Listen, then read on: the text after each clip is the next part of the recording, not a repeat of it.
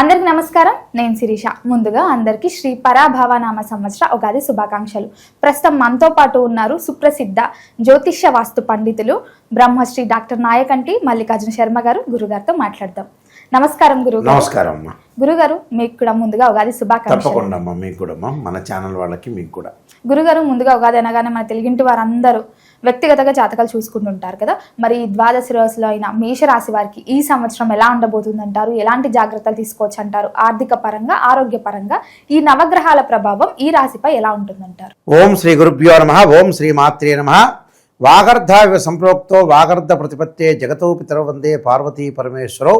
వ్యాసాయ విష్ణురూపాయ వ్యాసరూపాయ విష్ణవే నమో వై బ్రహ్మనిధియ వాసిష్ఠాయ నమో నమః. గురు బ్రహ్మ గురు విష్ణు గురుదేవో మహేశ్వర గురు సాక్షాత్ పరబ్రహ్మ తస్మై శ్రీ గురవే నమః. ఓం శ్రీ మాత్రే నమః. శ్రీ పరాభవనామ సంవత్సరం అంటే అనూహ్యమైన మార్పులు, అవమానాలు, అనుమానాలు. అంటే లైఫ్లో కొన్ని మార్పులు జరిగే అవకాశాలు ఎక్కువగా ఉంటాయి. అయితే శ్రీ పరాభవనామ సంవత్సరంలో మేషాది ద్వాదశ రాశుల్లో అయిన మొట్టమొదటి రాశి మేషరాశి. మేషరాశి వాళ్ళకి ఏ విధంగా ఉందో తెలుసుకుందాం. అశ్విని నక్షత్రం 1, 2, 3, 4 పాదాలు, భరణీ నక్షత్రం 1, 2, 3, 4 పాదాలు, కృత్తికా నక్షత్రం 1వ పాదంతో కలిపి మేషరాశి అవుతుంది. అంటే ఈ నక్షత్రాల్లో జన్మించిన వాళ్ళందరూ కూడా మేషరాశి జాతకులు అవుతారు. ముఖ్యంగా శ్రీ పరాభవనామ సంవత్సరంలో గ్రహాల యొక్క మార్పులు ఏ విధంగా ఉన్నాయో తెలుసుకుందాం. గ్రహాల యొక్క మార్పుల్లో మిగతా గ్రహాలన్నీ కూడా ఒక్కొక్క గ్రహం కొన్ని రోజుల పాటు ఉంటారు.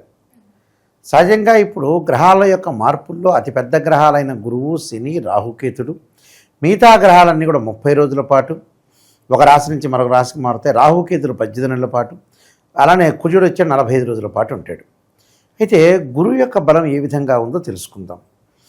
జూన్ 2వ తారీఖు నుంచి అంటే ఉగాది ప్రారంభం దగ్గర నుంచి కూడా మనకి మిథున రాశిలో గురువు యొక్క సంచారం.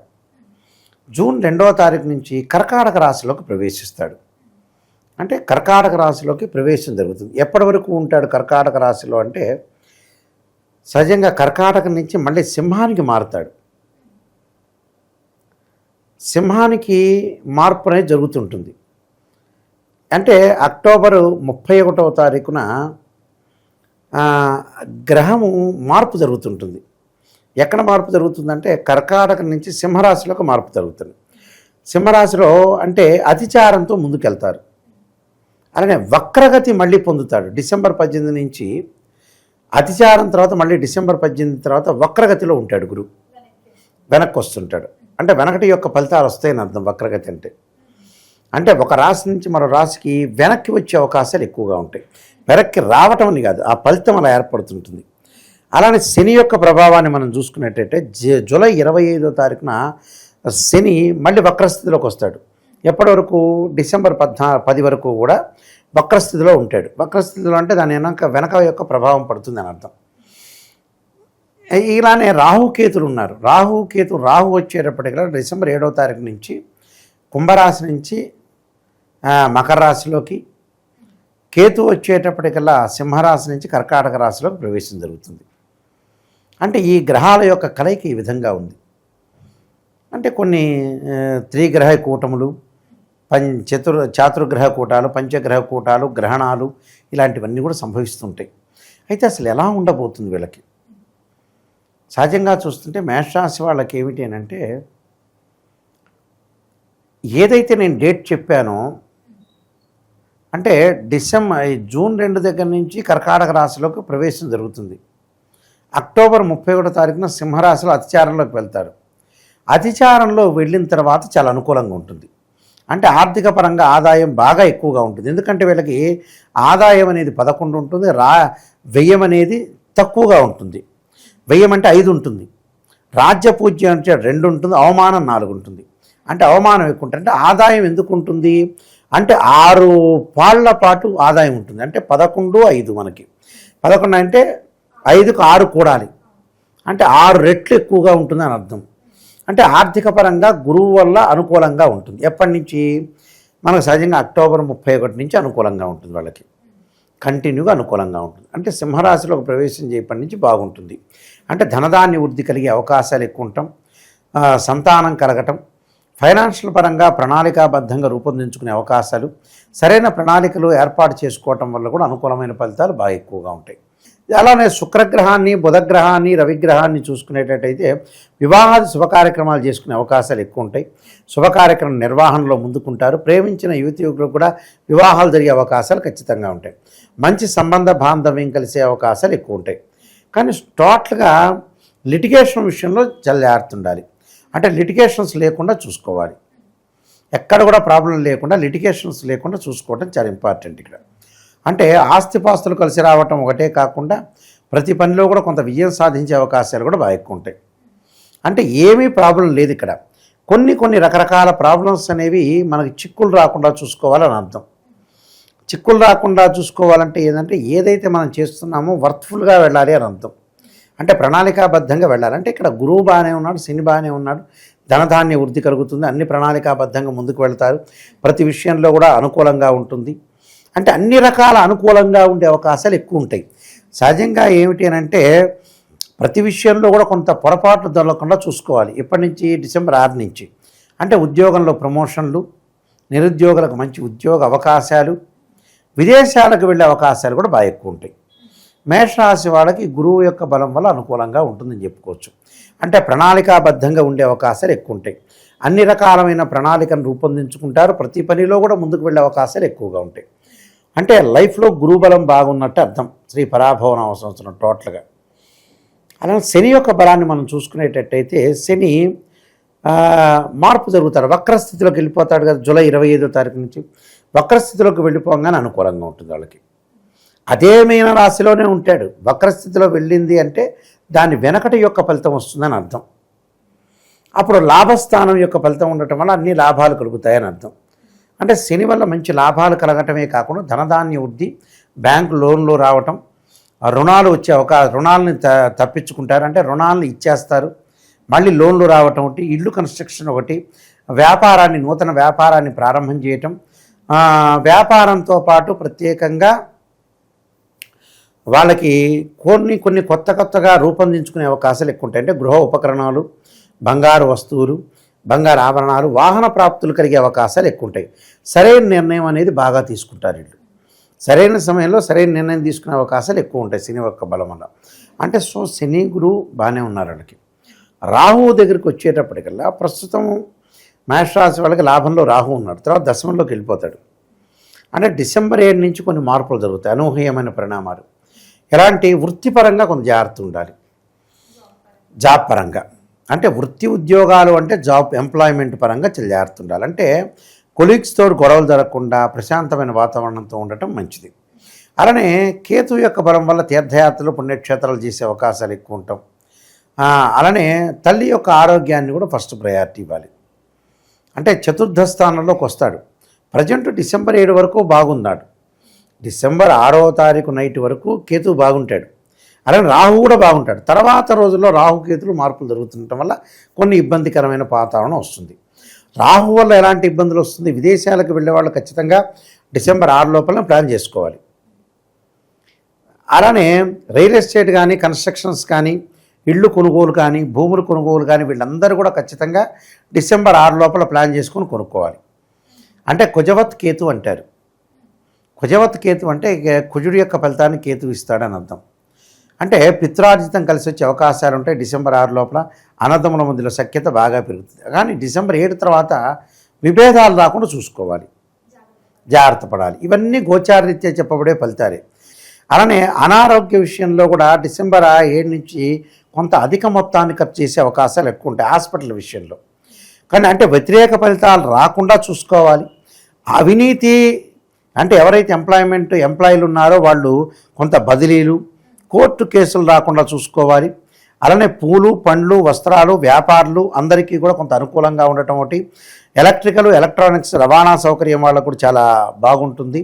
అలాగా వీళ్ళందరికీ కూడా అనుకూలంగా ఉండే అవకాశాలు అంటే గృహ నిర్మాణాన్ని కూడా చేపట్టే అవకాశాలు ఎక్కువ ఉంటాయి. అంటే గృహాలు కూడా నిర్మిస్తారు వీళ్ళు. అందువల్ల కొంతమంది ఈ సంవత్సరం కొంత జాగ్రత్తగా ఉండి ముందుకు వెళ్ళడం, అంటే ఆర్థిక పరంగా ఆదాయం బాగుంటుంది కానీ కొంత అవమానాలు రాకుండా చూసుకోవడం చాలా ఇంపార్టెంట్. అంటే అవమానాలంటే ఎక్స్పీరియన్స్, ఇవన్నీ కూడా గోచారరీత్యా చెప్పబడే ఫలితాలు. నేను చెప్పినట్టుగా ఒక చెట్టు ఉంటుంది, ఆ చెట్టుకు వేళ్ళు ఉంటాయి. ఆ వేళ్ల పైన చెట్టు ఉంటుంది, ఆ చెట్టు కొమ్మలు ఉంటాయి, ఆకులు ఉంటాయి. ఆకులు అంటే ఏమిటంటే సహజంగా మనకి రైన్ సీజన్లో వస్తాయి, వింటర్ సీజన్లో నిలబడిపోతాయి, సమ్మర్ సీజన్లో కింద రాలిపోతుంటాయి.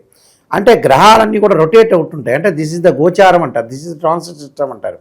బర్త్ చార్ట్ అంటే వేళ్ళు అని అర్థం. అంటే బర్త్ చార్ట్ పర్మనెంట్గా ఉంటుంది. ఎందుకు గోచారం చూస్తున్నారంటే వితిన్ సెకండ్లో అయినా అదృష్టం వచ్చే అవకాశం ఉంటుందేమోనని ఆశ కదా, మానవుడు ఆశాజీవి కదా. గోచారం ద్వారా తెలుసుకోవచ్చు. గోచారం ద్వారా తెలుసుకోవచ్చు. అంటే ఎంత కృషి చేసినా ఆవగిందంత అదృష్టం ఉండాలి, ఆ అదృష్టమే గోచారం. అంటే ఈ మధ్యకాలంలో కొన్ని మార్పులు జరిగినాయిలేండి. ఈ మధ్యకాలంలో ఎలా ఉంటుందంటే భగవంతుడు అంటే భక్త్యా భయమా, లేకపోతే ఇక్కడికి వెళ్ళేటప్పుడు ఏదైనా ఎక్స్కర్షన్ హోమ్సిక్ హాలిడేస్ లాగా పిల్లల్లాగా ఆలోచన చేస్తున్నారంటే భక్తి తగ్గిపోయింది, భయం పెరిగింది.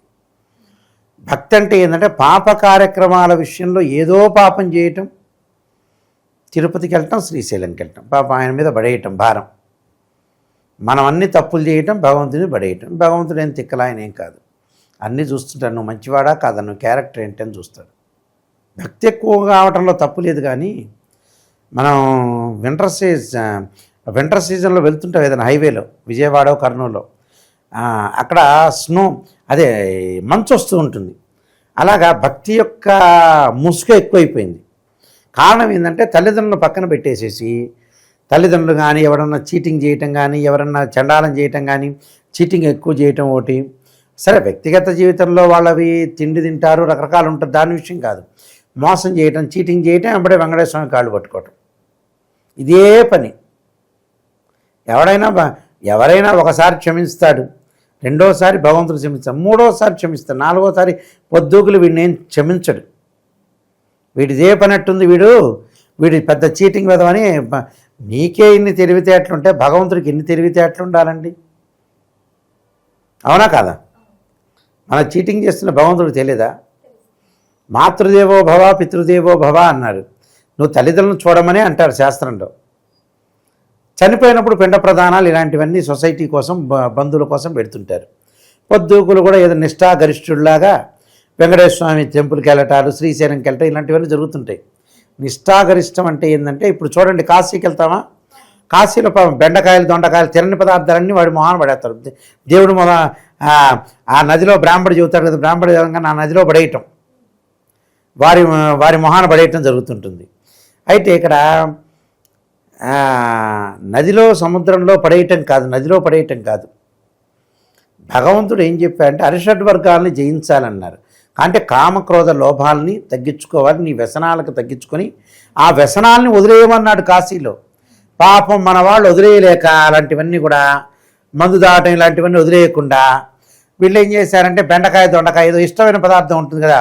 మానవుడు తెలివిగల్లోడు. పాపం భగవంతుడు వీడే తెలివిగల్లోడు అని అనుకుంటాడు మానవుడు. భగవంతుడు ఇంకా మంచి తెలివిగల్లోడు. నేను పుట్టించిన వాడే భగవంతుడు, ఆయన తెలియకుండా ఉంటుందా? ఇలాంటివి చేస్తుంటారండి, చాలా ట్రిక్ ప్లే చేస్తుంటారు. భగవంతుని ఆరాధన చేయటం తప్పులేదు, కానీ తల్లిదండ్రులు కూడా ఆచరించాలి. అక్కడే పైకి వెళ్ళంగానే మార్కులు చేస్తారు, మార్కులు పడతాయి.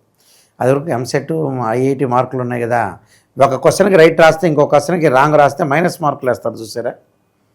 అలానే వెంకటేశ్వర స్వామికి 25 సార్లు వెళ్ళాం, శ్రీశైలానికి 30 సార్లు వెళ్ళాం. తల్లిదండ్రులు తీసుకెళ్ళి వృద్ధాశ్రమంలో పడేసాం, ఎంబటే మైనస్ మార్కులు. పైన అక్కడ ఎముడు చూస్తుంటాడు, వెరీ గుడ్.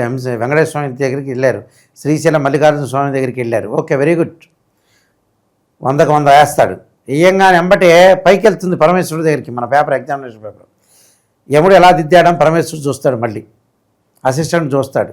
చూడంగానే ఎంబటే ఈయన శ్రీశైలం ఇవన్నీ వెళ్ళాడు, మన యముడు 100 మార్కులు వేసాడు, బాగానే ఉన్నట్టుంది, ఇంకా ఏందని వెతుకుతారు. సెకండ్ ఒపీనియన్, థర్డ్ ఒపీనియన్ లాగా. తల్లిదండ్రులకు అన్నం పెట్టలేదు, తల్లిదండ్రులు వృద్ధాశ్రమం పడేశారు అనగా 100కి 0 వేస్తాడు. భగవంతుడు చెప్పాడు, నన్ను కొలవటం ఏందా బాబు, నాకు పెట్టడం ఏంది ఆహారం, పులిహోర దద్దోజనం. ఆయనకి లేక నా పులిహోర దద్దోజనాలు, చక్కెర పొంగలు ఏదో కృతజ్ఞతాభావం తీర్చుకోవడానికి మాత్రమే పెట్టడం. మనం మంచి చేస్తున్నామా చెడు చేస్తున్నామని ఖచ్చితంగా తెలుస్తుందండి భగవంతుడికి. ఎన్నిసార్లు కూడా ఎగ్జామ్షన్ అనేది ఉండదు, 1-2 సార్లు ఎగ్జామ్షన్, 3వ సారి ఎగ్జామ్షన్ ఏమి ఉండదు నిజం చెప్పాలంటే. ఇలాగా కొన్ని పరిహారాలు చేసుకొని ముందుకు వెళ్ళాలి. మరి ముఖ్యంగా మేషరాశి వారు ఈ సంవత్సరంలో ఎలాంటి పరిహారాలు, ఏ దైవాన్ని పూజించవచ్చు అంటారు? తప్పకుండా వాళ్ళు చేయాల్సింది ఏమిటంటే ఆంజనేయ స్వామి యొక్క ఆరాధన. భయం అనేది కలిగే అవకాశాలు ఎక్కువ ఉంటాయి. అవమానాలు కలగకుండా వాళ్ళు తప్పకుండా ఆంజనేయ స్వామి యొక్క ఆరాధన చేయాలి. ఆంజనేయాయుధ్యం వాయుపుత్రాయుధ్యమే తన్నో హనుమత్ ప్రచోదయాత్ అనే మంత్రాన్ని చక్కగా చదువుకోవటం వల్ల మంచి జరిగే అవకాశాలు ఖచ్చితంగా ఉంటాయమ్మా. శివుణ్ణి ఆరాధన చేయాలి. ద్వాదశ జ్యోతిర్లింగాలను దర్శనం చేయటం ఒకటి, గురువులను పూజించాలి. మాతృదేవతను పితృదేవతను పూజిస్తే చాలా మంచి జరిగే అవకాశాలు ఖచ్చితంగా ఉంటాయి. గురుగారు, మొత్తం ఈ సంవత్సరంలో మేషరాశి వారికి ఎలా ఉండబోతుంది, ఎలాంటి జాగ్రత్తలు తీసుకోవాలి, ఏ దైవాన్ని కూడా పూజించాలో తెలియజేసినందుకు ధన్యవాదాలండి. నమస్కారం.